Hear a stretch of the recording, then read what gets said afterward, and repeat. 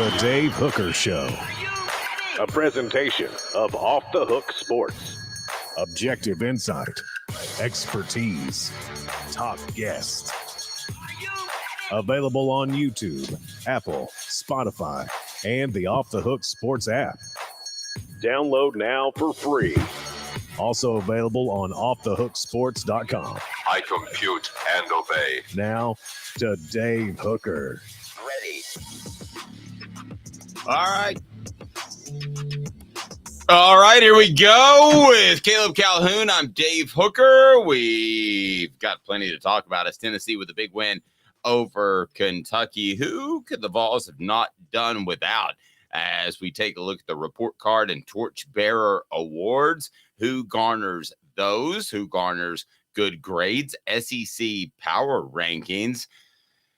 Still not an elite conference by any stretch of the imagination, in my opinion. Spencer Riley, former Vol, Tennessee's center of the 1998 National Championship game, will join us. We'll talk a little bit of Joe Milton, and also, is it time for Dylan Samson to get even more playing time? As I've seen an awful lot of him, he certainly passes the eye test, and Tom Izzo thinks the Vols are a Final Four team. Okie dokie. All right, a lot to get to on the program as Caleb Calhoun, Tennessee with the win. Welcome to the message board, those waiting. We appreciate you being on top of it. And we want to get you to hit that like and subscribe button if you haven't done that to this point. So go ahead and hit that like button so we can bring more people in, because we have a monstrous show lined up today and looking forward to it. So let's go ahead and begin. First, I'll say hello, Caleb. How are you? I am good, and for those who don't remember, I do have to drink coffee with mayonnaise this week, and maybe I should do that twice because I'm a Titans fan and had no faith in Will Levis, and look what Will Levis did yesterday.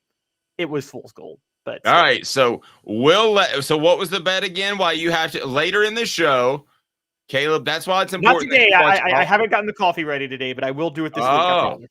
Oh, I'll do it with John Adams on the show. That's sketchy, putting it off a little bit, but here we go. Was Kentucky Tennessee's most important game of the year? That's the question I want to pose to you right now, and I want to go with your answer first, Caleb, before we get to four downs. And does Tennessee beat Kentucky without four players that I selected?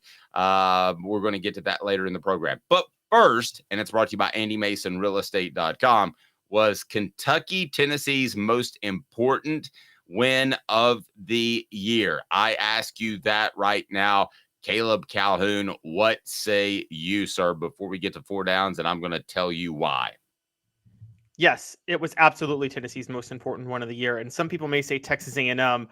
It's Kentucky, and it's not just because it was like, some people will say, well, it's an SEC East football game or whatever. No, it was because Tennessee alleviated multiple concerns that we had about the program with their win at Kentucky. We questioned what they could do on the road.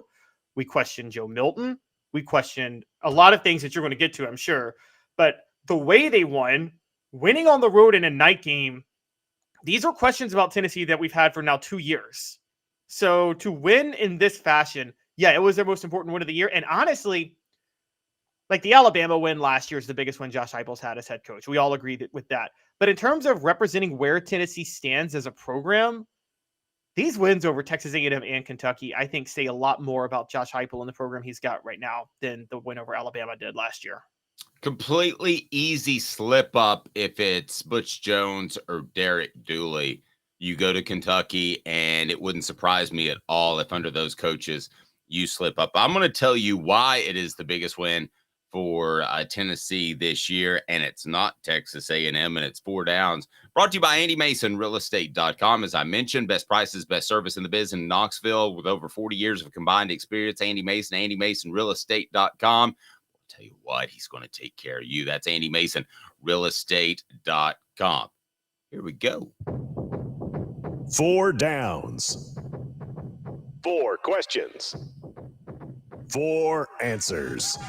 The Dave Hooker Show. Four downs. A presentation of offthehooksports.com. So usually I ask questions. I'm going to use 4 downs as statements, and I'm going to tell you why this was Tennessee's most important win of the season. And as Caleb just alluded to, the most important win for Tennessee since the Alabama game last year. Even more important than the Clemson game. And I'm going to tell you why right now. First, Cooper Mays. What do people need to do if they want to be a part of the program Off the Hook Sports, which included on a Sunday Fred White, and it also included Jacob Warren and Cooper Mays. By the way, we'll get to today's tough question that involves Cooper Mays. But what do people need to do, Coop? Cooper Mays here. Hit like and subscribe. All right, so do that right now. Here is why, and I'm going to tell you, not ask you, but I want your comments as well, and I want Caleb's input. But I'm going to tell you why this was Tennessee's most important win of the year. And I've got 4 reasons. Number 1, and they're going to be in ascending order. Coop here. First down. First down, Coop, Dante Thornton. The Vols didn't give up on Dante Thornton, made a couple catches against the Wildcats. When, let's be honest, Caleb, you and I had practically thrown him on the trash heap and had every reason to do so. Josh Heupel stuck with him, even was flexible a little bit, which I think Josh Heupel can be too stubborn. He was flexible, played him at wide out a little bit, and didn't give up on Dante Thornton for the season, and they need him. So I thought the fact that they included him was a big factor in how Tennessee's Josh Heupel is not just your average coach, because the coaches I mentioned earlier, he'd be on the trash heap, never seen again. He'd be on the trash heap, and the coaches would subtly be throwing digs at them in press conferences the way we were, honestly. I mean, I still remember Derek Dooley saying that Malik Jackson missed practice because his tummy hurt, and you can tell his mama I said that. And it was something like that. Yeah, it was like really, really bad. Malik Jackson, by the way, went on to be a Super Bowl winning NFL Pro Bowler defensive tackle. So, there's that. I think that Josh Heupel, one of the things yes, he's stubborn, but the thing about Josh Heupel is he's stubborn. It's a paradox. He's stubborn in that he believes in him and his system and what he's doing, and he believes in his players, but he's fluid in that he's willing to adjust to what they can do. And we've seen that with Josh Heupel over the years. And he said at his press conference, he said, it's more important to look at what a player can do than what they can't do. Well, it looks like Dante Thornton can play wideout, and he can be more effective that way. And also, maybe I underestimated how hurt Dante Thornton was throughout the year. He hasn't been fully healthy since the season started. And so Heupel moved him to wideout. He seemed healthier. And it just, and I think the big thing that Heupel does to try to get players' confidence going is, remember the first pass to Thornton was just kind of a quick screen on the outside to have him gain like 10 yards. And Yes. Maybe Heupel just did that to get Thornton mentally right. And then Thornton went off. Look, I called Dante Thornton a disgrace, so I went way harder on him than even you did, I think. Well, the bottom line is Josh Heupel is a coach that wants to keep injuries secret, and I don't blame him for wanting to do that. But at the time, it can at times put a whole lot of pressure on your players, and I thought it did so with Cooper Mays earlier when you're saying, oh, he might go down and play against Florida, when I never believed that was the case. He was not ready. As for Dante Thornton, Smoky Mountain Red said he is better on the outside. He was clearly too concerned about getting hit across the middle. Maybe. I hadn't thought about that, but that's a good read by you. Shout out to Smoky Mountain Red on that one. Continue with the message board, and I want to get to it. But first, it's second down. Why Kentucky was the biggest win for the Vols this season. Cooper Mays here. Second down. All right, second down is this, running back rotation. Okay, let's all talk about how great Tennessee's running backs are. They are very, very good. As a trio, they're the best since the late 90s. We could debate that even if you took the top 2, you might take them over Jalen Hurd or Alvin Kamara. I don't want to get caught up in that debate. I want to discuss the fact that Tennessee handled their running back rotation 100% correctly. Let's not forget, we're about a month removed from Tennessee forgetting Dylan Samson was on the team at Florida. So they handled it well. They went out, they established a power football running game with Jalen Wright. And then what did they do when they saw Dylan Samson was hot? They stayed with him. You can't handle the running back rotation any better than what Tennessee's coaching staff did against Kentucky. That's a big kudos. That's a step in the right direction. That's one of the reasons why the Kentucky game was Tennessee's most important win of the year. It was a workhorse type of game that allowed Samson to go off in the fourth quarter. And it very much reminded me of how USC would run you with Lindale White for 3 quarters. And then by the time you were gassed and tired, they turn on Reggie Bush and Reggie Bush goes off. That's what Tennessee did. They were like, we're going to give you mostly a dose of Jalen Wright, who is the most complete back on the team. And then we'll give you a dose of Jabari Small, who only had about 3.5 yards a carry, 36 yards, but it was a workhorse 36 yards, wasn't it, Dave? Like, it was yards you fight for. And then after being gassed, having to tackle Small and Wright, Heupel says, okay, now let's give the ball to our best playmaker when he has it in his hands at the position. Here comes Dylan Samson, and Samson turns loose on them in the fourth quarter. And I think Kentucky was tired having to constantly tackle the other physical backs by that point. And now here comes the fresh guy who also is the best player with the ball in his hands that they're having to deal with. Absolutely. Take part in our poll question that is on YouTube. We'd love for you to do that. We'll get to that a little bit later, but you can see it if you're already online. So thanks for those that were already on board and willing to go. What down, Coop? Tennessee center Cooper Mays here. 3rd down. Tennessee's win against Kentucky was the most important game/win of the year because it's coming off the Alabama loss. And I said this, I guess with Fred White yesterday on that Sunday show with Fred, brought to you by Herald Group Security Solutions. And here's what I said.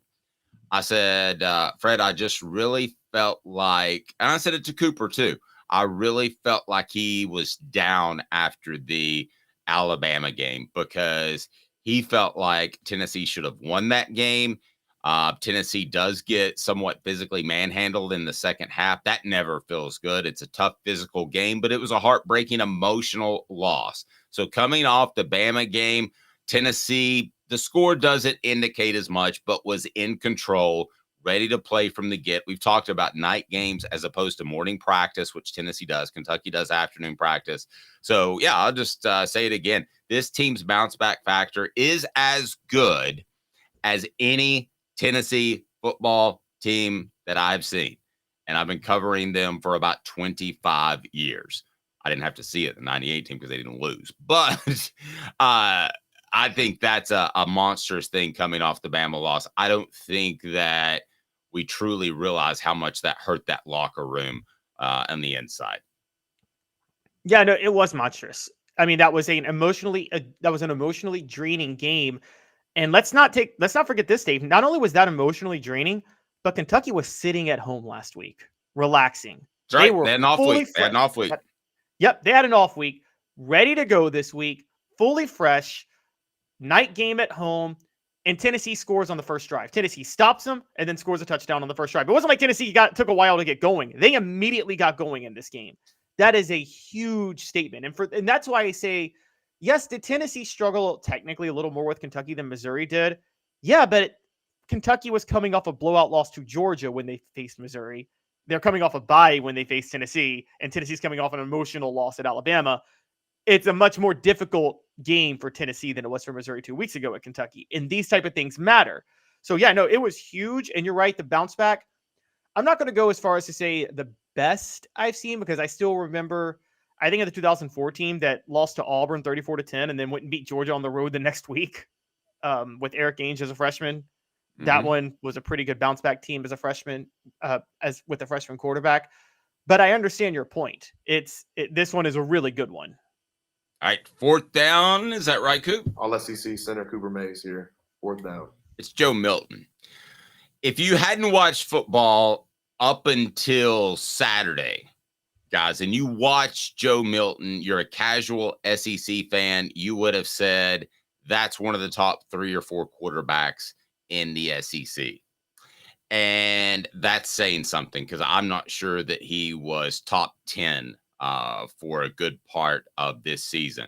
Tennessee has continued to work with Joe Milton. We could have the argument that they should have played Nico and got him ready for next year if you want to. But the simple fact is the Vols have still have plenty to play for, including theoretically a championship.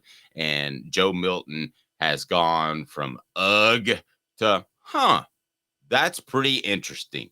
So that's the other down and the other reason why this was Tennessee's most important win of the year. Joe Milton developed and has become one of the better quarterbacks in the SEC, at least as of last week. Let's see what happens going forward, Caleb. Yeah, he absolutely has. And we asked the question last week, would Tennessee's record be any different with Gaston Moore at quarterback than Joe Milton?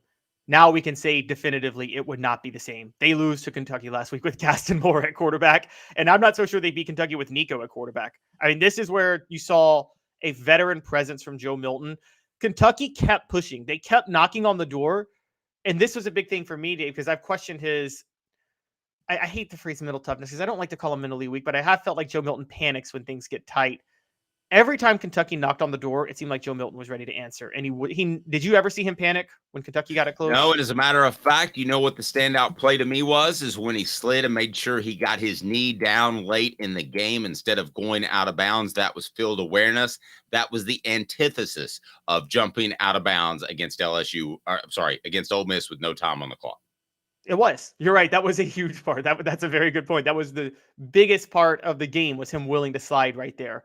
And then, of course, they were able to run out the clock at that point because Kentucky, some people believe, fake an injury because they got caught faking injuries in the game, by the way. I don't know if you saw the clips. And in that one, they faked one and to get forced with a 10-second runoff, which is how Tennessee wins the game, which is kind of really funny.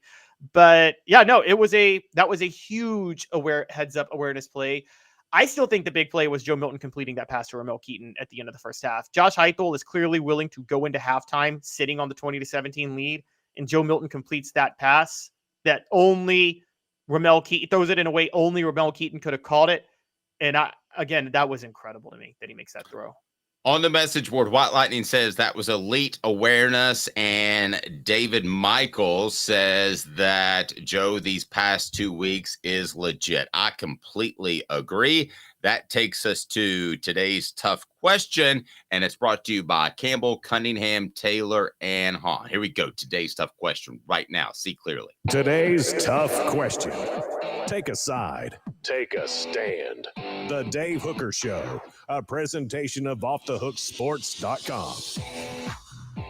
So, by the way, I'm going to be on board for those that have questions about Tennessee 30 minutes before the show on our message board from now on. So if you'd like to join and ask some questions of me while Caleb does all the hard work of putting the show together, you can join me at 9:30 every morning, and then we'll get the show rolling at 10. So I did that today, and I posted this question, and it is: Tennessee does not beat Kentucky without, and here are the choices: Joe Milton, Dylan Samson, Jalen Wright, Cooper Mays. Dylan Samson leads with 43%.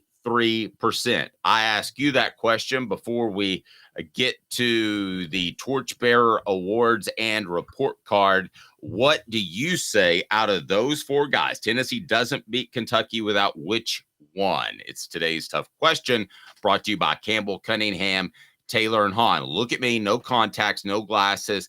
I can see. Enjoy life better when you see better. Local vision service for LASIK, cataract surgery, and regular eye examinations at ccteyes.com, ccteyes.com. Which one of those guys does Tennessee come home from the Commonwealth with a loss instead of a W if they don't have in aisle 3 of Kroger Field? It's Joe Milton. It's obviously Joe Milton. What more could you have asked for him to do? He went 18 of 21, averaged over 10 yards an attempt, had a touchdown, no picks, ran for another 26 yards. It's Joe Milton. And now Jalen Wright and Dylan Samson are close seconds, but you theoretically believe that if you don't have one, you could rely on the other to make plays in the game. So it's obviously Joe Milton. It's not obviously, but that's who I would pick. It's Jalen Wright because he set the tone early and he ran hard.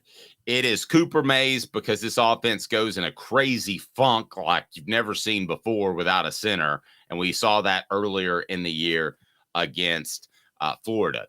And then it's Dylan Samson because he extended at least a half dozen plays in the fourth quarter that extended drives. So I'm going to give my thoughts on all four. It's tough for me to pick one, But man, I'm not saying it because he's a part of the staff and part of the what we do. But I'm going to go with Cooper Mays because I think if anything happens to Cooper at any point, it goes Florida frenzy crazy like it did in Gainesville. So maybe I'm wrong. Maybe Ollie Lane's ready, but until I see it, I don't believe it. But you could make a strong argument with any of the four. I think most people will go with Joe Milton. For the record, the percentages are this: 41% say Dylan Samson, 35% say Joe Milton, and then 12% split between Jalen Wright and Cooper Mays. So before we get to the report card, your thoughts, Caleb?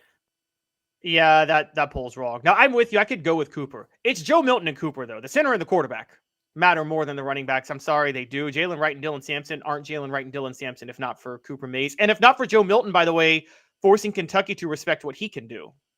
And so, I mean, they're the two better ones. But look, if they had stuck with Jabari Small, I'm sure Jabari Small probably could have gotten 100 yards in the game because of what Joe Milton and what Cooper Mays were doing. So it's all four of them mattered.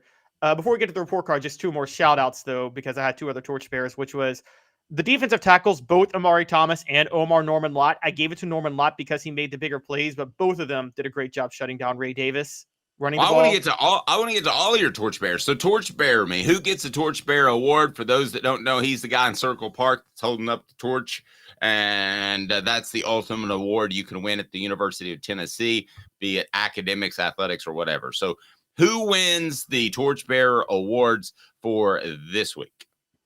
So we named three of them: Joe Milton, Jalen Wright, and Dylan Samson. And I could have thrown in Cooper Mays in there. That's kind of an honorable mention with Wright and Samson. Omar Norman Lott is the fourth, but again, that's kind of a cut tandem because Amari Thomas is an honorable mention with Omar Norman Lott. Norman Lott was just the playmaker. And fifth is our guy Charles Campbell. 4 field goals, hit a 49-yarder. I mean, that you got to give it. That the kicker makes a difference sometimes. General Nealon's game maximum number 6. I almost had him on there. You literally read my mind. Be sure to hit that like and subscribe button. Take 1 second to hit the like and subscribe button. Take part in the poll that's at the top of the YouTube chat. Also, if you're watching on Twitter right now and you want to comment, all you got to do is reply to that, and we will get to your comments throughout the program. So it is time for the report card as the Vols get the big win, and you can read this on offthehooksports.com. Let's start quarterback A. I got no argument with that. I wouldn't have an argument if you gave Joe Milton an A+, Caleb. Yeah, it's an A because he took 2 sacks that he shouldn't have taken. Those sacks were on him as much as they were the offensive line, so that's why it was an A more than anything else. Agreed, but I don't know if anybody was open. So, but you could throw it away, but if you're in the pocket. Joe Milton's got the arm to throw it away if no one's open from the pocket. I agree. Running backs A+. I think that goes without saying. Do we just go ahead and get to the receivers? Yes, A+ for running backs. Wide receivers. Yeah, if you get an F or an A+, we just that's pretty obvious. We'll just move on. Wide receivers with an A. They didn't give up on Dante Thornton. I don't know if Chaz Nimrod is going to be a long-term great wide receiver, but he made a big play, and that's what Tennessee needs. So you give those guys an A. Yes, and those two, obviously. And then Ramel Keaton had an amazing catch, and Squirrel White was still Squirrel White. Workhorse, 3 catches, 47 yards. So the 4 receivers that they need to step up right now all stepped up. Tight ends B. They were fine. It was almost like an incomplete because they didn't make any plays in the passing game. Blocking was okay. When it comes to 2 sacks, you put some of that on pass protection, and that somewhat falls on the tight ends too. So, but still, there was just nothing to give them an A and nothing to give them below anything not above average. Offensive line B+. I think that speaks for itself as well. The defensive tackles, I know you have a bit of a man crush on Omari Thomas, but they get a B+. And the defensive ends get a C. Here's my only issue, my only critique of the game. You can't sit back and play zone the whole time. They made Devin Leary look like a Heisman candidate. If you want to play some zone, send some guys on a zone blitz, but don't just sit back and play zone. So to me, the defense is incredibly hard to grade because I thought the game plan was a big ugh. As a matter of fact, maybe be on the defensive side a D. So, but you give them a B+ and a C. The linebackers an A-. Yes, and this is where I break with you. I know they didn't want Ray Davis to torch them. That's why they were stuck in zone and had the linebackers in spy for a while. So if you notice, Elijah Herring had 8 tackles and just 2 were solo. The whole point was for Elijah Herring to force Ray Davis certain directions and allow players to be wrapped up and tackled, allow him to be wrapped up and tackled in that moment. And he did his job. So I think the linebackers, they were supposed to shut down the run, and they did. Yeah, Devin Leary looked amazing, but the focus was to not let Ray Davis beat you. Yeah, we're talking about Ray Davis like he's Barry Sanders in his prime. Defensive backs, D+. I think that's a little harsh only because of the game plan, but I see where you're coming from. They made Devin Leary look like he's going to win the Heisman here in a couple of weeks. Kicking game, A-. So there we go. Spencer Riley is on board. We're going to join him in just a matter of moments. And we love visiting with Spencer Riley, the VFL. Give us a breakdown. Should Dylan Samson just be the new starter? Throw him in there and play him all the time. Other questions that I have for Spencer Riley. Also, his thoughts on Joe Milton. Stay tuned. 2 minutes off the hook sports. Let's go. Spencer Riley up next. Sun, sand, and salt water, the beach is a very relaxing place. Unless you wear contacts. Ow! Open your eyes to the best the beach has to offer with LASIK vision correction from Campbell Cunningham Laser Center. Sports Treasures in North Knoxville is one of the South's largest sports cards and memorabilia dealers, featuring over 10 million sports cards from vintage to modern. Sports Treasures carries a full line of hobby boxes, singles, autographed memorabilia, Tennessee Vol collectibles, fan cave decorations, and so much more. See a museum full of collectibles at Sports Treasures, 4819 North Broadway in Fountain City, and Sports Treasures on Facebook. Sports Treasures, where the real sports fan goes to shop. Have you seen the latest TriStar Hats Co. product? TriStar Hats Co. What's that? You know, those really cool hats, shirts, tumblers, and even license plates with 3 stars like the official Tennessee flag and stripes like the American flag. Pretty patriotic if you ask me. Ah, gotcha. Seen those. Those are cool. Where can I get them? Simple. TriStarHatsCo.com. And if you order now, there's 10% on any order $50 or more. Plus, use the promo code HOOKED. With the promo code HOOKED, you get 10% off. That's hooked. And don't forget free shipping with any order over $50. Stock up at TriStarHatsCo.com. That's TriStarHatsCo.com. There are plenty of wannabes out there, so make sure you go to TriStarHatsCo.com for the best quality and customer service. Will do, and I'll be sure to use the promo code HOOKED. That's hooked when I do to save an additional 10% off. TriStarHatsCo.com. TriStar Hats Co. is a trademark of TriStar Hats Co. LLC. Any use without express written consent is prohibited. Who's this guy? Hello, wizard. The Dave Hooker Show, a presentation of Off the Hook Sports, YouTube, Apple, Spotify, and the free Off the Hook Sports app. Back to Dave Hooker. Let's get him right in here because poor clock management on my part. We bring him in, Spencer Riley, head coach of Jefferson County's soon-to-be state champion football team. Whew, put the pressure on me. I like it. I like that. You like it. Sure, why not? Yeah, playoff start. Why not us? Playoff start this week. For you guys, Spencer, you got to be excited before we get into talk about Tennessee, Kentucky. How excited are you about playoff time? Because it just seems to be your mentality. Well, it's a fun time of year. You know what I mean? You get the opportunity to compete, and there's at the end of the day, there are consequences if you don't do what you're supposed to. You have to go home if you don't win. So I mean, at the end of the day, we got to go out and be prepared and ready to rock and roll from the opening kickoff to the end of the ball game. Our kids hopefully be prepared and ready to go, be locked in mentally, and be ready to go physically on Friday night. We were just excited to host a ball game, host a playoff game here in Jefferson County for the first time in over 20 years. So super excited about that. Looking forward to having Cleveland come up to Dumpling Valley and visit us in our homeland. There we go. Spencer jumped on the Big Rap over the weekend, which was super cool. The Big Rap brought to you by Apparel Group Security Solutions, leadership experience, specialization, addressing problems through unique mission-specific mitigation techniques, making your children safer one school at a time. Workplaces, too. Let's avoid the tragedies that we've had to deal with in our country. Highly trained individuals, oftentimes former service personnel. Again, you can go to heraldgrp.com to learn more, but just go to your school administrator and go, you got to check out Apparel Group Security Solutions, whether it's school administrator or workplace. So you mentioned one thing that Tennessee needs to fix in the Big Rap after the game on Saturday, and that was penalties. That sounds like a coach talking, and it was something that I didn't really notice throughout the game. But when I went back and looked, Tennessee did have significantly more penalties than Kentucky. So there's still some cleaning up to do. I mean, and coaches don't mind about the effort penalties. You know what I mean? We don't complain about the holding calls, those things like that. Those are effort plays, right? You're working your butt off to be in the position you need to be. You just got called. If you're holding, you should be holding in the offensive line. If you're blocking, you should be holding. If you're not doing your job. You know what I mean? So those penalties you don't mind. You mind you mind the penalties of the false starts and the offsides. You know what I mean?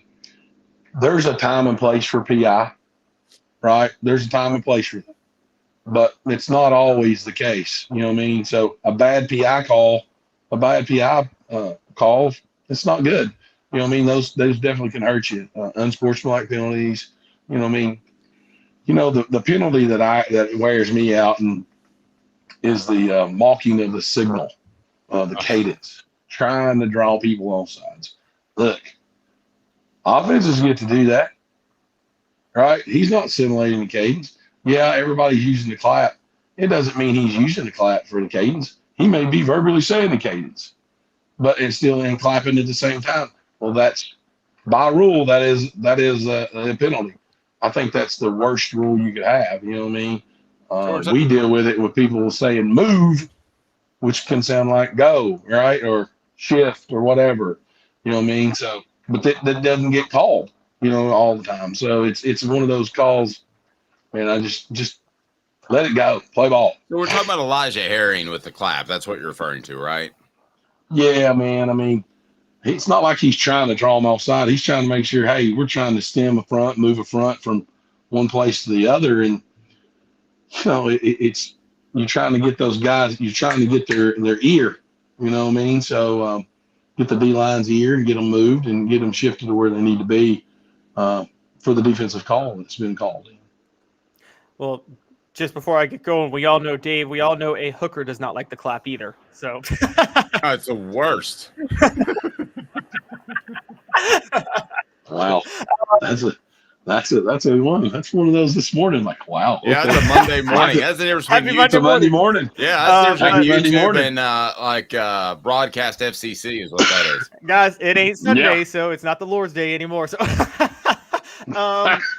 I wanted to get to when you talk about penalties, and I know people talk about Tennessee being penalized a lot this year, and they are, but isn't that something that's going to come with the territory with the team that runs as much tempo as Tennessee does? When you run that type of tempo, aren't you naturally going to just be a team that, don't you have to accept that you're going to have a few more offensive penalties than an average team would? Depends on what type of penalties you're talking about, Caleb. I mean, like the false starts, that's unacceptable. We know what the cadence is on offense. That's just unacceptable. That's lack of paying attention to detail. Now, running the football, the more times you run the football, the more chances are you get a holding call. Let's call it how it is. You know what I mean? And the guys who get called, the guys that are blocking on those little wide receiver screens, the hit screens out there, those receivers, they're in space, so they got to have their hands right. And as soon as the guy gets separation, you got to let them go, or they're going to hit you with a holding call. You know what I mean? But in the box, in the offensive line versus defensive line linebackers, and you just got to play with your hands inside. You got to keep your feet moving. You can't take people to the ground. You know what I mean? That's just part of it. I don't think that's the case. I think you can clean those up, and you can be pretty clean with that. You know what I mean? They've been at times, you got to, every officiating crew is different, and they're human error. You know, there's a human part of this. Yes, they are human, just like we all are. They make mistakes. They see things a little different. Some may interpret the rule this way, some may not. For me, a great official is one you don't see or hear. You know what I mean? Let the game be played. I mean, if it's an obvious call, make the call. I get it. You know what I mean? If the hold doesn't affect the play, let the thing go. I mean, I don't complain about holding calls on our defensive line on the backside of a play. It wasn't a factor in the play to begin with.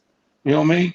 Now, if you're at the point of attack and you're getting held, you know, that's where you really want to focus at as an official, is at the point of attack and see those calls be made.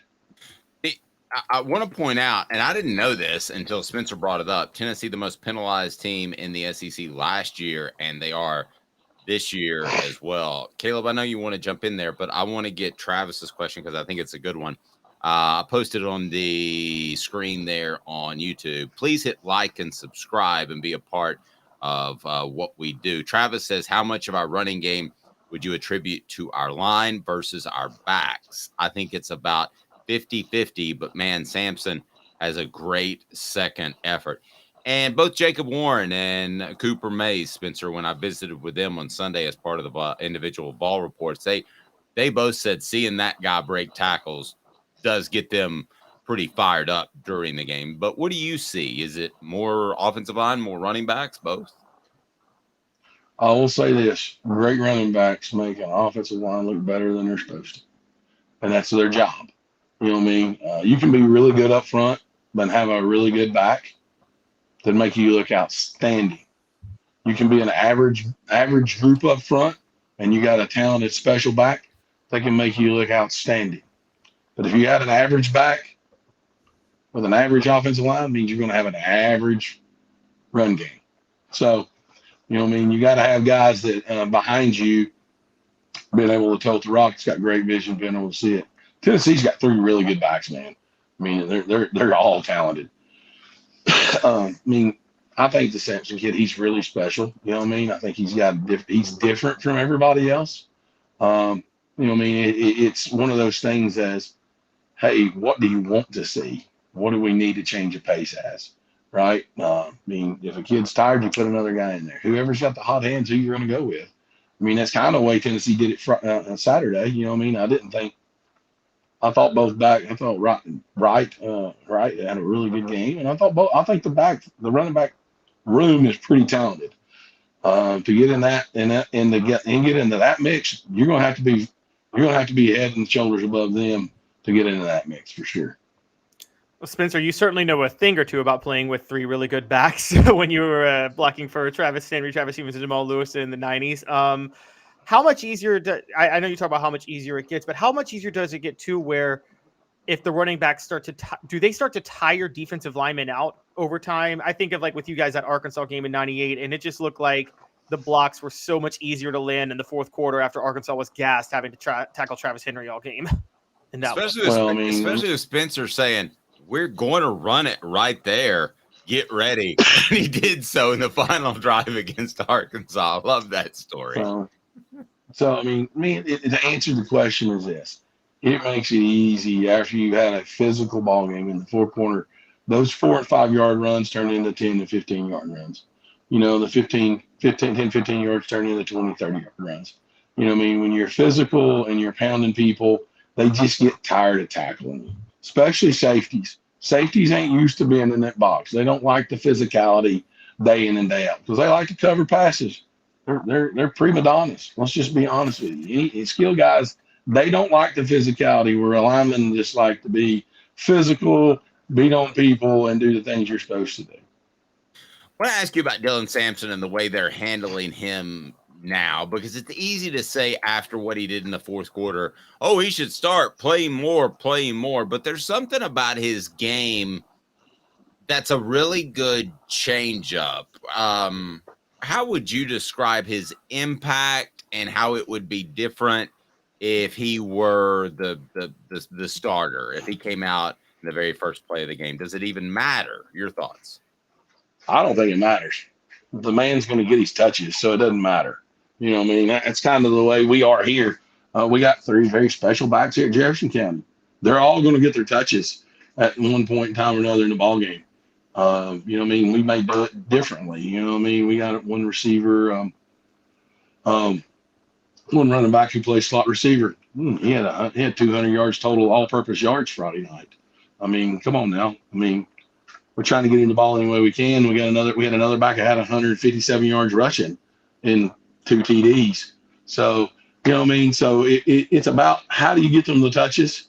You know what I mean? At the end of the day, if they're one of the better athletes, you got to find a place to put them. You know what I mean? If they're not if your wide receivers aren't as skilled as some of those running backs that you think can make more explosive plays, find a way to put them into your game plan as a slot receiver or, you know what I mean, getting some 2-back stuff. Spencer, this question before I ask my own, Daniel said, should we be concerned with the lack of development in the offensive line room, or is that more of not having the right Jimmies and Joes? How would you keep the line from falling off a cliff next year? I think that's a legit question. Well, I think it has to do with Jimmies and Joes, a lot of it. You know what I mean? They have recruited much, much better. But prior to Coach Hopple's staff here, they didn't have a bunch of linemen. I'll just be honest with you. They weren't very physical. Let's put it that way. They may be talented, but they ain't very physical. There's a difference in talent and being physical. If you can be physical, that solves 90% of your lack of talent. Because I believe that in running the football, if you can just be more physical than the guy across from you, he may be more athletic. But let's get it in a phone booth and let's see how the athletic ability translates into moving the football, moving the pile. Let me ask you this as a coach. There comes a time when you have to, even if you don't want to, you have to say, this dude can't play. He's not a gamer. I love the kid to death, especially at the high school level. You've probably been there. Sure. And you're like, he just is not a gamer. We wondered about Dante Thornton. I've wondered about Joe Milton. Obviously, Tennessee's coaching staff stuck with them, had to some extent with Milton. And then you see them blossom, at least play a lot better in Dante Thornton's case and play really well in Joe Milton's case. How rewarding is that as a coach? I mean, that's what you want those kids to do day in and day out. You know what I mean? It's not like we want to see them not succeed. You know what I mean? We'd like to have the consistency. Let's be honest. We're looking for more consistency as coaches from your performance. You know what I mean? And with Joe Milton's case, I guess the consistency level in his passing game is what we're all looking for. I mean, you're being able to make those 5 to 10, 15-yard throws more consistent. You know what I mean? We know he can throw it 80 yards down the field. Bad part is when you throw it 80 yards down the field, you better have somebody who can run to go get it. I don't know if we got somebody to go run that fast to go down there and get it. You know what I mean? So it doesn't matter how far you can throw the football.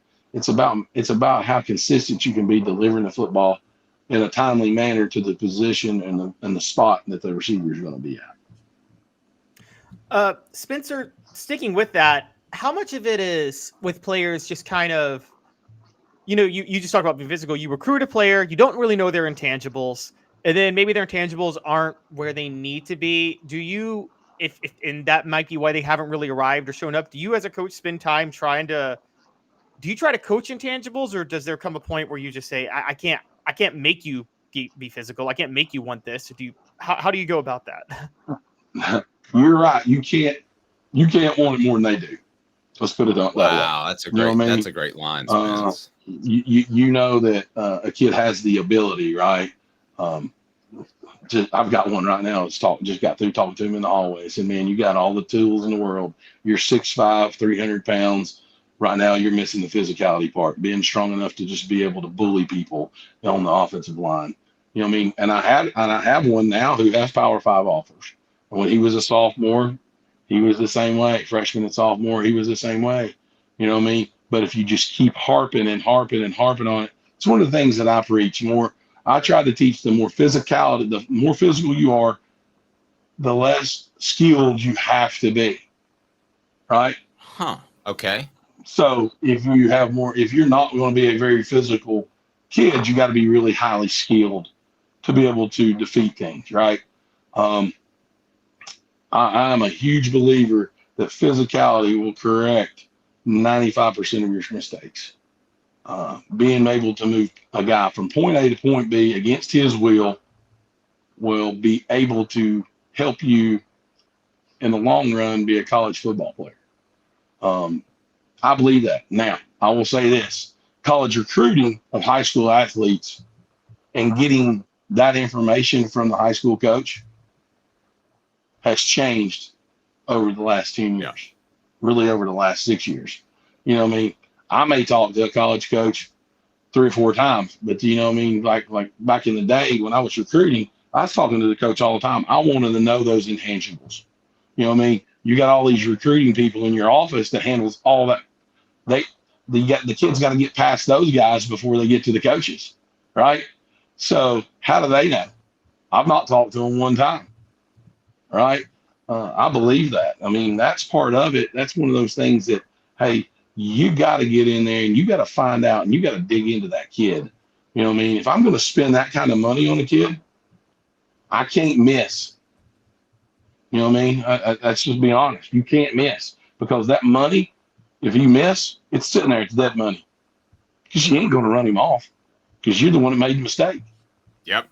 Yeah. And you see some personnel decisions being made off of that. I mean, let's face it, if Tennessee had a walk-on come out of nowhere and beat Nico in practice, there's still a lot of pressure to play Nico next year. 100%, because you got all this money invested in him. Yeah, absolutely. I mean, those are just those are absolutely the facts. I do think, as far as the toughness thing, that maybe I could link up Spencer and Addison Nichols. Just saying, from what I hear from inside the program. Let me ask you about Joe Milton and his development. What did you see anything specifically in the Kentucky game that made you say, man, this guy's going to close out the year really, really strong? No, not really. Nothing being different than I've seen all year. I mean, I thought he was really confident. I thought he held his head high. I thought he carried himself well. I thought it looked like he was really prepared. So, I mean, I think that I thought he was just very confident in his abilities, right? You know what I mean? And you can see if somebody's confident or if they're fronting it. You know what I mean? If you've done it long enough, right? And sometimes, the saying is you fake it till you make it, right? I mean, I think he's really starting to get comfortable where he's at and what we're asking him to do day in and day out. Great point. Caleb? Spencer, I guess from a mentality perspective with Tennessee, we talked about this in the first block. How big of a win do you think this was? I know it's just Kentucky, but there have been talks about them struggling. You said it. It's just Kentucky. You should beat Kentucky. You should beat Vanderbilt. Those. I mean, come on now. Those 90s. Those are givens, right? Those 90s Vols, y'all are like, nope. South Carolina, it don't matter. I don't want to hear this. I mean, it's Kentucky. Kentucky is Kentucky.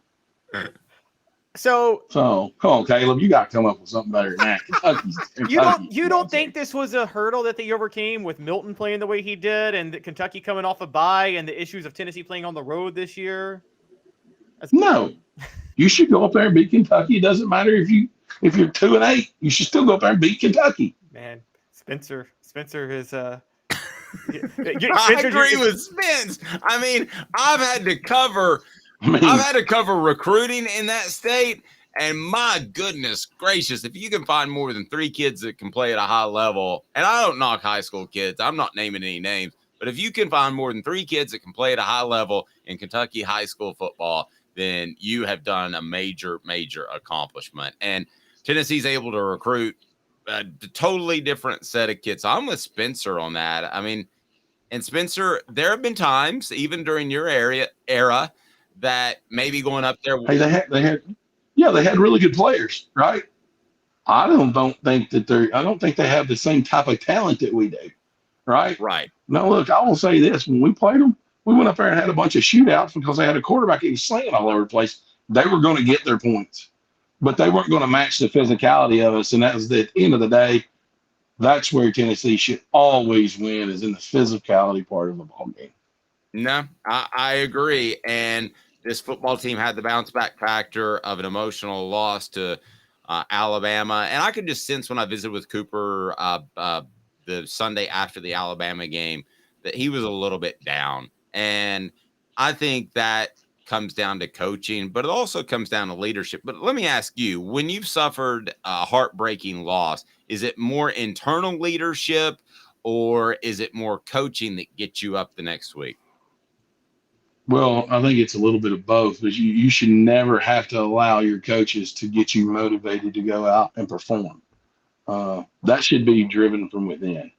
Let's call it how it is. You're playing on the highest level. Every one of them's got egos, right?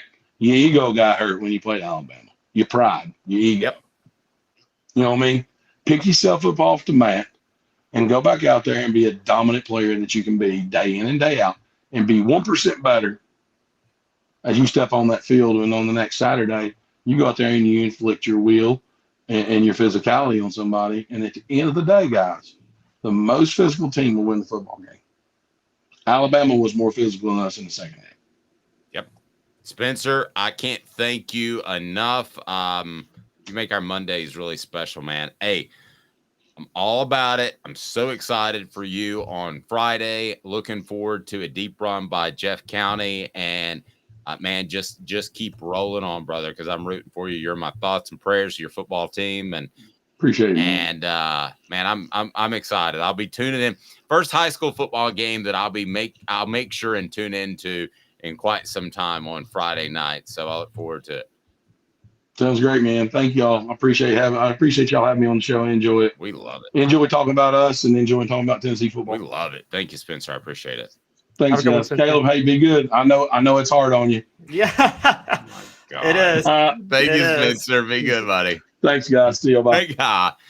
Wow. I'm not knocking anybody as far as color commentators, but if he ever wanted to get away from coaching and be a color commentator, would that guy not be like Bill Anderson 2.0? I mean, he would be so good, except he would be no offense against Bill, but he'd be even smarter. Oh, he'd be great as a color commentator, but he'd also be like, Joe Milton would make that throw to Ramel Keaton, and he'd be like, well, he should have made that throw. He's Joe Milton. I'm going to be the only person, literally, I'm going to be the only person among about 80,000 people that's going to be checking my phone at a Metallica concert on Friday to see how Jeff County is doing. I will bet you I'm the only guy in St. Louis, Missouri, checking on Jeff County to see how they're doing, but I'm going to do so. Give me fuel, give me fire, give me more Jeff County on my phone. What about that? There you go. By the way, Caleb goes to Taylor Swift concerts. I go to Metallica concerts. What does that say about us? I don't know. I'll let you decide. That one of us is in the 21st century. That is a very, very good line, and probably very true. But I went to the Eras concert because I wanted to be more learned. So let's get to SEC Power Ranking. You haven't given me enough love for that. Dave's probably one of those guys that talks about the single wing offense and how it's trendy. You know, single wing offense is going strong, man. Right? It's gonna take that T formation out of style, isn't it? Yes. Okay. In the message board, who would you rather see in concert, Taylor Swift or Metallica? I'll ask you that question. I bet I win on Metallica. By the way, give us an update on today's tough question that is on our YouTube poll. What do we got as far as percentages and people voting in the poll, which is Tennessee does not win the Kentucky game without blank? Who we got so far? Caleb, give us an update, sir. Trying to pull it up. When did you put the poll up? Oh, you have to go up at the top. I'll do it. Now Joe Milton has taken the lead. We got some movement, 41%. Dylan Samson, 28%. Jalen Wright, 14%. Cooper Mays, 17%. Man, this thing is absolutely fluid. It's moving all over the place. So Joe Milton with an award. And good for Joe, right? I mean, that's cool. With all that with all the beating he's taken, good. I hope he wins this poll. He's not my vote, but I hope he wins the poll. Yeah, he deserves it. I mean, he's kind of having a Jared Garantano level renaissance in 2019, although Garantano's renaissance kind of fell on its face in 2020. But we're going to ignore 2020. The way Garantano finished 2019 was very strong and had people believing in him. Tennessee had such bad coaching. Isn't it difficult at that point in that era to really determine players and what they did? I mean, I was around with the most consistency with Philip Fulmer. So, like, if a guy didn't get it done, it was most likely his fault. If a guy got it done, it was to his credit. But I just, and I look back at Jared Garantano, what would he have been with another coach? I have no idea. Levi says, for sure, Metallica. I was going to bring his comment up. I wasn't comparing Joe to JG. I wasn't doing that, Travis. For sure, Metallica. But if my girl dragged me to T Swift, I wouldn't complain too much. I didn't either. I enjoyed it. The Eras thing, man, that was strong. The funny thing is, I'm the one who would want to go see Taylor Swift, and I would drag my girl to see her. So that's the funny thing. That is interesting. I don't know what that says about Caleb, but it's time for SEC Power Rankings as it's on offthehooksports.com right now. We will get to that in exactly 2 minutes. Where do the Vols stand in Caleb's Power Rankings that are best in the biz? Do me a favor. Hit that like button. Hit subscribe. And go ahead and during this quick break, tell me on the message board where you think that Tennessee should be in the SEC Power Rankings. Are they the third best team in the SEC? We'll discuss. Stay tuned. Off the Hook Sports. Got cataracts? We can fix that. Never miss another moment. With a little help from Doctors Campbell, Cunningham, Taylor, and Hahn at cctis.com. Hi, I'm Rick Terry, and we at Rick Terry Jewelry Designs pride ourselves in the highest quality craftsmanship from a family-owned business here in Knoxville for over 35 years. At Rick Terry Jewelry Designs, we also take pride in being an affordable option for all your game day accessories, especially those fire opals. At Rick Terry Jewelry Designs, we want to be your jeweler every day and especially on game day. Go Vols! Hi, Mike Davis here with City Heating and Air, reminding you to always dare to compare. Our team provides quality local heating and air service, installation, and maintenance across East Tennessee. We use only the best equipment like American Standard heating and air conditioning for your residential, new construction, or commercial needs. Honesty, dependability, and customer satisfaction have been the cornerstones of our business since 1961. City Heat and Air. Dare to compare. These mountains hold and defend a spirit far better than moonshine. A drink that holds flavor, that becomes necessity. A hard cider made and relished by folk who are as hearty as they are legend. A refreshment that can only be found in one place. With a taste that makes you say, give me 3 bottles of the good stuff. Tennessee Cider Company, where necessity can be found. Who's this guy? Hello, wizard. The Dave Hooker Show, Ooh. a presentation of Off the Hook Sports, What? YouTube, Apple, Spotify, and the free Off the Hook Sports app. Back to Dave Hooker. All right, let's go. Power Rankings, the Vols. You can check it out on offthehooksports.com, and we want to get to that right now. Where should Tennessee be? Fill in the message board because Caleb and I disagree, and we're going to discuss why I'm right and Caleb's wrong here momentarily. What do you think about that, Caleb? Let's go. I'm ready. All right, here we go.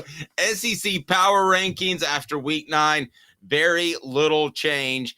Just do this for me. I'm going to go from the bottom up. And you, if there's somebody you want to address specifically that has either made a move or made an impression, you say, ho up and stop me. Which sounds like Hooker up, but different. Vanderbilt 14. Way to go, Doors. South Carolina. They didn't play, so they did play. They lost to Ole Miss, excuse me. Yeah. South Carolina 13. Man, they dropped a spot. Weren't they as high as like 5 at one point in the season, or am I misremembering?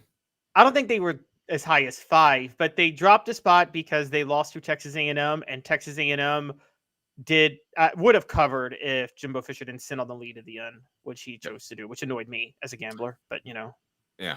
And, yeah. Your gambling is going to have you drinking coffee with mayonnaise in it. Arkansas, number 12. Didn't play this week. South Carolina and Arkansas are in this tier I consider really, really bad, but above Vanderbilt. They're in that tier together. And so they just flipped spots this week. Florida, 11. How in the heck did Tennessee lose to that team? Mississippi State, number 10.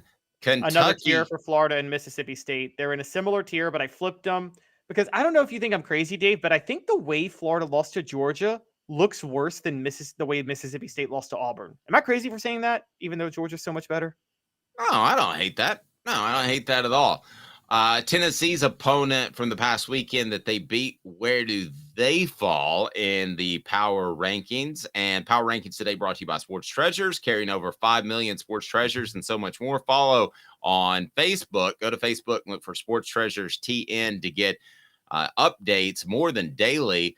And also you can get them, you can get a lot of Tennessee memorabilia there. And the book, if you'd like to purchase the book, Celebrate 98, The Untold Stories Behind Tennessee's 1998 National Championship, you can go there or you can order it right below.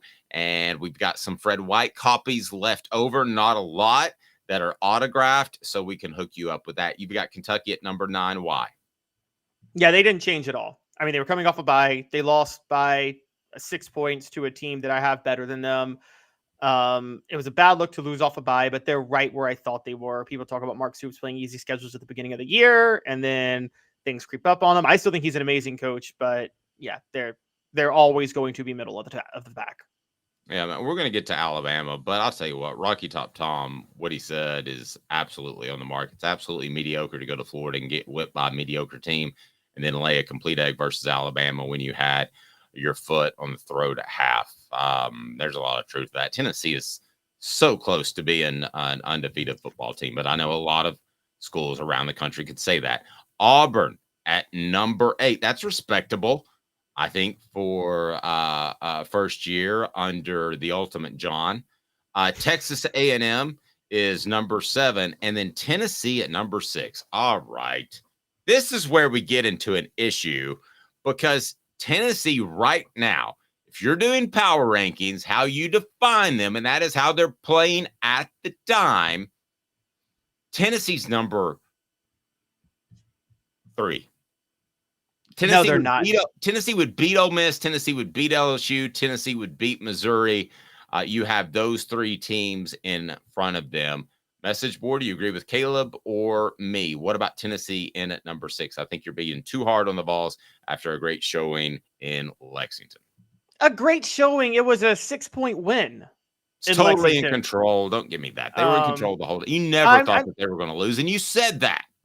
I did say that. And I had to give qualifiers as to why Missouri looked so much better at Kentucky than Tennessee did, though. So I know you hate Missouri, Dave, but they're 7-1 and in the top 25. And guess what? They're a real threat against Georgia this weekend. And I'm just going to say that. Do you think they're a threat or not? You let me know. No, I don't. Really? I don't think. I think they're only a semi-threat against Tennessee. A semi-threat. If Tennessee plays a B- or C game, then they can lose to Missouri. I think if Tennessee plays a B or better game, they win. Okay. Well, I still might pick Tennessee over Missouri, but I think right now, if they played together, I think Missouri might be favored, honestly. Now, LSU would definitely be favored over Tennessee. LSU's the best 2-loss team in America. I'm back to the Calhoun with the EAU accent. Goes. They are. Did you guys watch how they were playing before they hit their bye? They were blowing out teams in a way that they hadn't been. Jane Daniels, if not for those two, Jane Daniels is a Heisman candidate right now. He's the best quarterback in the SEC, and he's a top 5 quarterback in the country. Y'all aren't paying attention. Ole Miss number 3. That's good for Lane Kiffin because maybe he can get in the college football playoff talk so he can get another job in the offseason. Alabama number 2. Georgia number 1. I'd love to argue with you about number 2, but you've got You've got basically a groom for number 2, and you got a bunch of bridesmaids after that. I don't know that anybody makes a strong argument for number 2. Certainly not a strong argument for number 1, but Alabama in at number 2. Was there anybody in your mind that was close to knocking them down? No, and I think if Alabama, I think this Alabama team, look, it's really hard for me to put them behind Georgia, if I'm being honest, because I think this Alabama team right now, they look like the best team in the country. I mean, they were down 20-7 to Tennessee, and people want to say, "Oh, Tennessee laid an egg, mediocre." It wasn't about what Tennessee did against Alabama. It was about Alabama decided, okay, enough fooling around. Let's put these guys to bed. I mean, sometimes I don't know how you feel about this. Everybody likes to be like, it's what we did when we lost. No, it's what the other team did. It's what Alabama did. Sorry, Tennessee. Alabama was just that good. They came out of halftime, and Nick Saban said, yeah, they don't have a receiver to dictate coverage. Their secondary is a little weak. Yeah, let's just put them out of their misery real quick. This on the message board as we shine the light on you. Raleigh says, Dave, we need Mizzou to beat Georgia if we want any realistic shot at Atlanta. I'm aware of that. Do we have a line on that game yet? Can you look that up? Smoky Mountain Red says, I just have a feeling that Georgia will make them look like the Missouri we all know. I think so too. I think Missouri's better, but I think that Georgia comes out and instead of playing down to their opponent as they're known to do, this is kind of the one that perhaps gets the Bulldogs' attention. Well, Vegas agrees with you because Georgia's a 20.5 point favorite. Whoa, they're a what? 20.5 point favorite? Yep, 20.5. Can we redo the power rankings and drop Missouri a little bit, Caleb? No, we cannot. We cannot. They're in ink. They're not pencil. Well, it's in pencil because the rankings change every week. It's fluid. Okay. It is fluid. Look at Rocky Top Tom getting on John C., who is Caleb Calhoun. John C., that's an incredibly naive take. Sorry, brother. Alabama didn't win that game. We lost it. We gave that game to them on a silver platter. No, that's drinking orange Kool-Aid because people do that. They're like, we gave the game away. You know what they never pay attention to, Dave? They never talk about the ways the other team gave them the lead in the first place. No one ever says, well, this team gave us this lead in the first half. It's always we gave it to them. Alabama dominated the second half. Tennessee couldn't run the ball. That's not giving it away. That's Tennessee couldn't run the ball. Why? Because Alabama was better up front. It's just that simple. And I'm sorry, that's where football starts. Alabama dominated the line of scrimmage in the second half. Tennessee couldn't buy a run game, and that's why they lost. Okay, so Tennessee needs Georgia to lose another SEC game. And they also need to beat them. And they also need to beat them to get to Atlanta. So they got Missouri. They're a 20.5 point favorite over the Tigers. And then they've got Ole Miss. So let me ask the question out of the message board because Travis brought it up. If you had to put your eggs in one basket, it is it is Missouri or Ole Miss is the most likely team to beat Georgia and open the door for a potential SEC East championship, if we call it a championship, and make it to the SEC championship game. It's Ole Miss. It's Ole Miss because Ole Miss is better, and Georgia will be looking ahead of Ole Miss to Tennessee. I would agree. It's Ole Miss. By the way, the other side. Sorry. Go ahead. Watch out for this, Dave. You ready for something crazy? You know, if LSU beats Alabama this weekend, and LSU, Alabama, and Ole Miss win out, you got a 3-way tie for the West. Yeah, and then it gets really goofy because it almost happened to Tennessee one time. It can actually get down to a coin flip.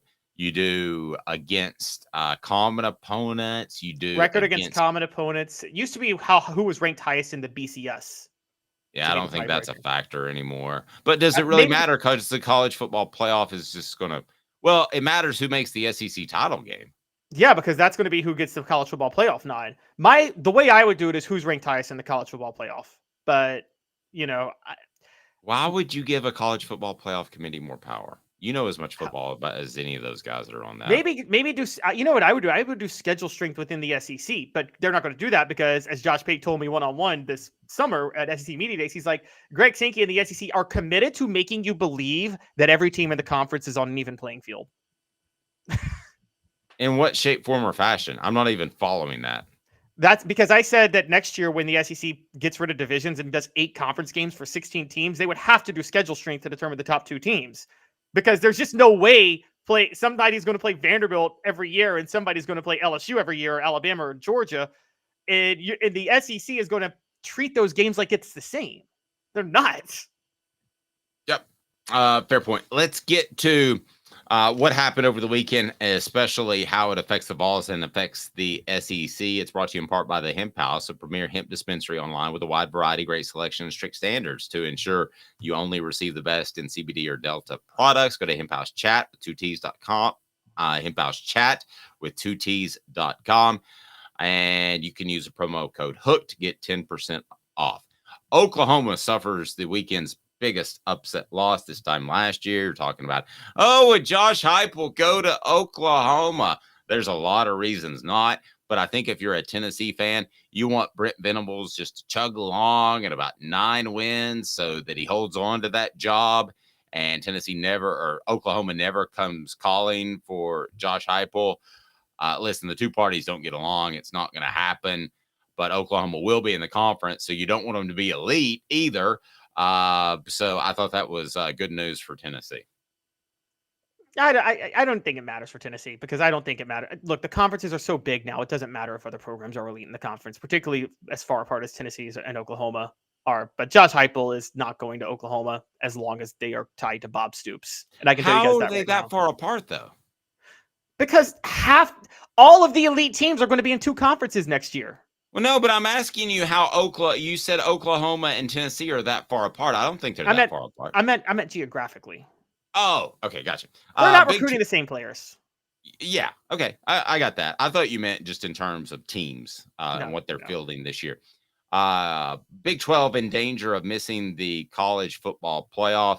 I just got to give the Big 12 credit for putting together a conference and being able to continue it on.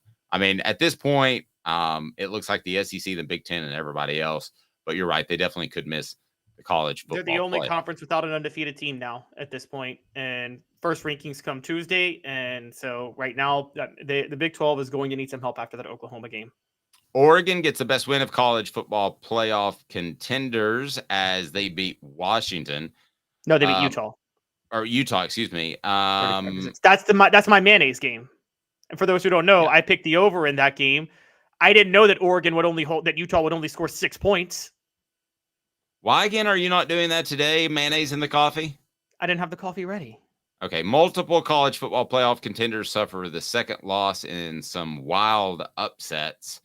I think we're starting to see the cream rise to the top or the mayo slide to the bottom of the coffee cup. Yeah, along with Utah losing, you saw Oregon State get upset by Arizona. Arizona had been knocking on the door for a while and finally pulled off a win. And then you saw North Carolina, a second straight bad loss, this time to Georgia Tech. And you're right, they just don't have the depth to go a whole season. That's pretty much it. Georgia and Michigan still have proven nothing. I agree. I think those are the 2 best football teams in the country, but I can't argue with you that they've proven something. Washington schedules. Yeah, just terrible. Washington survives. Ohio State wins. Florida State dominates. Louisville. Go ahead. Yeah, those are the 3 teams that, I think right now have the best resumes far and away of anybody. Louisville, Ole Miss won't go away. That is very true, especially with the Rebels. And Louisville proved me wrong. I had Duke winning money line this weekend, and Louisville just blows out Duke 23-0. Yep. And 3 undefeated group of 5 teams remain. One possibly could have been a quarterback at Tennessee. I'm just saying. Do you see any James Madison can't go to a postseason, and Liberty is just in too bad of a conference. But if a service academy goes undefeated, man, it looks bad if you keep a service academy out of the playoff, right, Dave? Yeah, I would love to see that. I would love to see that just for the storyline and content. Yeah. So the top 10, you've got Ohio State, Florida State, Washington, Oregon, Georgia, Michigan, Oklahoma, Texas, Alabama, and Ole Miss. Let me take a second glance at that to see if I've got any major disagreements. Well, I view it different. I go with the eye test. So I'm not saying you're wrong in what they've accomplished, because that's what I would imagine you're basing this off of. But off the eye test, I would have probably Michigan 1 and Georgia 2 if I were an AP voter. Eye test to me, replace it. Eye test to me is a tiebreaker for resume, but resume matters most. And the reason is I think of all I ever go back to, Dave. I stopped doing eye tests in 2005 with the Tyrone Prothro injury. Remember Mike Shula when kept Prothro in the game when he shouldn't have, and Prothro suffered a career-ending injury, all because I think Alabama was still undefeated and was hoping they could maybe surpass USC or Texas in 1 and 2. I think eye test just has completely. I think it is so dangerous to the sport to have eye test. Travis says Hooker loves Penix. No, I don't necessarily. I think Tennessee would be better off with him and the Liberty quarterback and Kaidon Salter. And the kid. 2 undefeated quarterbacks who were at Tennessee, or 1 committed and 1 was actually on Tennessee right now. Yeah. And as far as the Heisman race, I would vote for Michael Penix, and I have a vote right now. But I really dive deep into this. So nobody wins the Heisman in September or October. It's all about what you do in November. Jordan Travis, number 2. Yes. If you vote for Michael Penix and then he wins, you have to clap because Hooker claps for Penix. Sorry. It's great. Michael Penix, number 1, Jordan Travis, Bo Nix, Jaden Daniels, and then Caleb Williams. And I'll be honest with you, it probably shouldn't factor into my vote. But all this Caleb Williams talk about Tennessee, I'm sorry, not about Tennessee, but all this talk about him trying to manipulate the draft process, and maybe Lincoln Riley wants to be a professional coach and he's not going to do so unless somebody drafts Caleb Williams. I'll be honest with you, that shouldn't affect my Heisman vote, but that, along with the vulgarities he had on his taped fingers last year, that can be a deciding factor in my mind, Caleb. If I'm down 50-50 between one player and another, you get 3 votes, it will affect my decision as far as if it's close, and it might affect him too. I mean, Caleb Williams just, I don't know, man. He just doesn't. He seems like the anti-Hendon Hooker, in that Hendon Hooker was such a great leader. I mean, am I being too hard on the guy? Is Caleb Williams basically going the There's 2 other Heismans that he reminds me of, which is Johnny Manziel and Jameis Winston. Both won the Heismans, and then both gotten and I'm not talking about Jameis Winston's charges. I'm leaving that alone. I'm talking about the way we know he behaved afterward the next year. Same with Johnny Manziel. Rubbed so many people the wrong way. You know, Johnny Manziel won the Heisman over a very, very classy Manti Te'o who had just the most tragic story of all time. Sorry. Yeah, it's terrible. The made-up girlfriend. But yeah, Caleb Williams could be that. I think what bothers me with Caleb Williams, I'm with you. Look, you may know this. There's some people who think the trainer incident cost Peyton Manning the Heisman in '97. There are a lot of rumors, people who think that whole lawsuit against the university cost Peyton Manning. No, I feel pretty confident that was fatigue over Peyton Manning, and that ESPN tried to prop up a Big Ten guy to make people watch the show. Little do we realize it doesn't matter if people watch the Heisman ceremony. I mean, the bottom line is you read about it in the paper the next day, or you watch the last 3 minutes of it.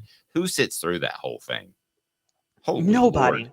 I mean, holy good gravy. If you sit through that whole thing, I consider myself a pretty big college football fan. I mean, Lord, I've dedicated my life to it. But I mean, if you sit through the whole Heisman ceremony, you are insane, because at that point, you know, something on the message board made me laugh. At that point, you know that you know everything about these players. I mean, there's never anything where something comes out. Maybe last year with the TCU kid that I can't remember his name because they weren't covered as much preseason. Max Potter, was that his name? No, Max Duggins. Duggan. Yeah, Duggan. Yeah. Okay. By the way, Caleb, I'm going to chide you and chide me as well, because we were very insensitive and you said something I thought very insulting about Manti Te'o's made-up girlfriend, and she passed away. That made-up girlfriend passed away. So for you to be hard on a young lady who never existed and passed away is totally unfair. And I'm going to talk to the powers that be at Off the Hook Sports, and you might be in line for a suspension. I'm just going to say, because you absolutely ripped a lady who passed away but never existed. Oh, I know. I feel so awful about that. Yeah, I mean, that to me is, I don't know. You stoop low sometimes, but to talk about a young lady who has died but never existed is disgusting. Peyton Manning, what do you think of it? They're like, that is total bullshit. Yes. Yes. Extra mayo in the coffee for Caleb. David Michael saying that is so. I'm trying. He says that's so wrong, Dave. I'm trying to keep Caleb in line. And Caleb even is getting criticism from Peyton Manning. They're like, that is total bullshit. I mean, the girl didn't exist and is dead now. I apologize. I apologize to the non-existent dead girl. What about her non-existent family? Are you going to apologize to them? Sure, bring them on the show. Bring them on the show. I will apologize to the non-existent family one by one. OTH has morals, says Smoky Mountain Red. What about her parents and her imaginary brother and sister that never existed? And all of those people that were so torn up. I think she grew up with only imaginary brothers. Was she an imaginary only child? No, she had some imaginary brothers. All right. Tennessee basketball beats Michigan State in an exhibition game, and Tom Izzo just feels like doling out the love. What the? What was he thinking? Release the hounds. The Dave Hooker Show. Keep cool. A presentation of OffTheHookSports.com. Brought to you by Tennessee Cider Company. I'll tell you more. Tom Izzo says the Vols have a Final Four look in an exhibition game. Oh, my gosh. This reminds me of the compliments that people gave Jerry Green to keep him around, or gave Wade Houston to keep him around. Now, Rick Barnes ain't that, but wow. I mean, how does that even, how do you even utter that? Nobody knows after an exhibition game. I want to talk about how the Vols played, and just get your thoughts. But for goodness sake, I mean, nobody knows in an exhibition game with two of their better players, by the way, and Vescovi and Ziegler out, that they look like a Final Four team. I mean, that was just the dumbest statement I've heard to this point in the year. It was, and what's even dumber is so many people in Vol Nation are buying it and are falling in love with this team after an 89-88 exhibition win at Michigan State. And those same fans, if Tennessee lost, would say, well, it's just an exhibition game. It doesn't mean anything. It was an exhibition game, and the score was 89-88. That was like, okay, Dave, I was watching some of it. You know how in the All-Star game in the NBA where they just don't play defense at all. It is a dunk show galore in the All-Star game in the fourth quarter, isn't it? Yes. That was last night. It was an All-Star game. That's all it was. They were trying to put on a show for the fans in attendance, and Tennessee fans are some even reporters are trying to be like, y'all can't tell me this game wasn't a big deal. There were 15,000 people in attendance at Michigan State. So what? It was an exhibition game. You can't read much into this at all. Have you been to Lansing? What else is there to do? It's either go see a basketball game or hope that they've got a half-price popcorn at the local movie theater, and you go see Taylor Swift Eras, by the way. I just thought that was a bizarro statement that Tom Izzo would make that sort of statement. And let's face it, Rick Barnes, nobody is going to believe that Rick Barnes makes the Final Four until he does it for the second time in his 500-year career. And until he does that, I can preach at you all day that he's going to do it, but are you going to believe it? I mean, if I told you right now, double mayo in the coffee in March, if Tennessee doesn't make the Final Four, I'd even take that bet. Oh, easily. That is an easy bet. And also, I want to comment real quick because everybody's proud of this Dalton Connect dunk that happened, and I'm not getting it, Dave. Can I show you the dunk? And can you tell me if I'm missing something? Because I don't think it was that impressive. No, it was a dunk. It was a dunk over another dude. Let's pull it up. Here we go. Let's go ahead and play it right now. This looks like all kinds of YouTube copyright problems. Here we go. Oh, look at this handle. Connects way up high. Leave the chandelier. Like, okay, he went behind the back on one play, and one guy who wasn't really trying to play defense fell over. And people actually think that Dalton Connect, that was the slowest dribble down the court I think I've ever seen on a dunk. I think Shaq ran the court faster. Hey, you're already getting me there on Smoky Mountain Red. You know why that's a big deal and why everybody got so excited? You know why? Because he's white. He's white. White guy. It's unusual. And yeah, that's the only difference. Reminds me of in high school, and I'm going to get in trouble with Vol Nation for this, but I'm sorry, it's true. When Candace Park won her high school dunk contest against all guys, she won it with a standard dunk. She just dunked it. And just by dunking it, they were like, oh, we've never seen a girl dunk before. Let's give her the dunk contest title. Yeah. Smoky Mountain Red says when a white guy makes a breakaway dunk, it was an exhibition. Yes, it was. I like his other one. I love this one. Travis says maybe instead of mayo in the coffee, Calhoun wears his Taylor Swift Halloween outfit on the show, and that would be tomorrow. Shake it off, shake it off. How about some good karma for Caleb, who has now agreed to not only drink his mayo coffee, but he's going to dress up as Taylor Swift as well. I mean, I got bracelets. I'll wear my Swifty bracelets if you'll do that. I mean, I would dress up as Travis Kelce because it'd be my dream to be Travis Kelce right now and be with Taylor Swift. But it's wow. Mrs. Calhoun somewhere. Her ears are burning. Sorry, we have. Are we going to get into your list? I don't want to get into your list. But I still love. I'm loving my Smoky list Mountain. Is dead. I'm loving Smoky Mountain Red's nicknames or don't connect right now. White Mamba, the Creamsicle Mamba, loving that. I mean, I didn't believe in him at all as a transfer, by the way, and you guys aren't going to have me believing in him now because of an exhibition game where nobody played defense at all. I mean, the guy who fell on that behind the back, do you think he's fallen for that in a real game, Dave, the Michigan State defender? No. Oh, I don't know. I mean, I know Tennessee, their media relations department, they got to push some stuff out. But when I saw that yesterday, I was like, really? Really? And it was some tag like, whoa, can you believe that? Yes, I believe a tall dude can dunk the basketball. It wasn't even, it was a one-handed standard dunk.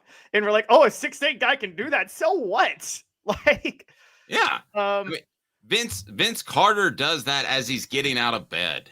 He probably still does that now at his 145-year-old self. Isn't he older than Rick Barnes? I'm kidding, but pretty close. So, Dave, which game mattered less? The Clemson game last year in the Orange Bowl or the exhibition game against Michigan State last night? Which game meant less? Which game? What I mean is, can you glean less information from? Oh, it's an exhibition game, but I'm with you just for the record on bowl games. I don't think you glean much information from that, but it's still a basketball exhibition game. At least you have a couple of guys that are playing for maybe their pecking order in a bowl game for the next season. You have a couple of guys that have an opportunity after a couple of weeks of extra practice to improve. You know, there are things I can glean from a bowl game. I'm mostly with you on that you can't glean much of anything. As far as this Tennessee basketball team, are they? Let me ask you. Tom Izzo says they are, and Tom Izzo knows everything. Are they a legitimate Final Four contender? So I would bet against them because of Rick Barnes' track record. But they could definitely... crazy person if you didn't. Yeah, but could they make the Final Four? Yeah. I mean, they do have talent. And you know me, Dave, I'm making fun of people for caring about it yesterday, but have I not given Rick Barnes a lot of credit for how he assembled his roster this offseason and the transfers he went after? He's finally going more for an inside-out game and trying to get rid of the mid-range, which, look, at whatever age he is, pushing 70, it's hard for a lot of coaches to do that, pushing 70. And Rick Barnes is doing that, and It's a major testament to him. So I think because of that, yes, they could be a Final Four team. I don't think Rick Barnes is running the old Hoosiers movie 4 passes before you take a shot offense like he used to. So, yep. Travis says the bowl game was a precursor of exactly the team Clemson ended up being. But on the flip side, it wasn't a precursor of like Joe Milton would end up being. I think basketball exhibitions, I mean, you don't even have half the guys in there. And I know guys leave early for the NFL and all that stuff, but that just doesn't mean. Hit that like and subscribe button.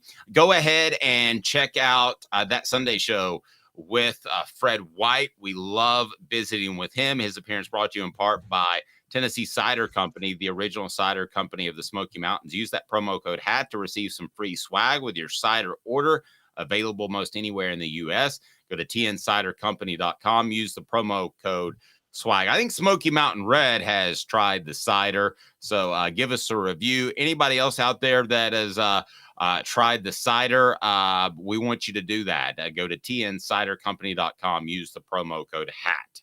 For Caleb Calhoun, I'm Dave Hooker. Again, like and subscribe. Go to the station.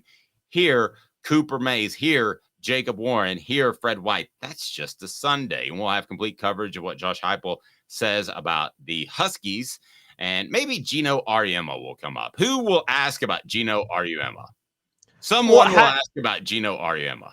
Have you seen some people have proposed Tennessee wear baby blue, like orange jerseys this weekend in honor of Pat against UConn? I'm not against it. But the baby blue Leggedy Foster? I hadn't thought about that. But I was having fun making fun of Gino Auriemma, so thanks for taking that from me. Who has not won a national title ever since he purposely left Candace Parker off the Olympic team in 2016 because he was bitter that she didn't commit to him 10 years ago, and did it the same year Pat Summitt died. And he hasn't won a national title since. And Candace Parker has won 3 WNBA titles, a WNBA Finals MVP, and a Defensive Player of the Year. You know what Taylor Swift would say about that? Karma is her boyfriend. That's exactly right. He's Caleb Calhoun. I'm Dave Hooker, a presentation of Off the Hook Sports. Go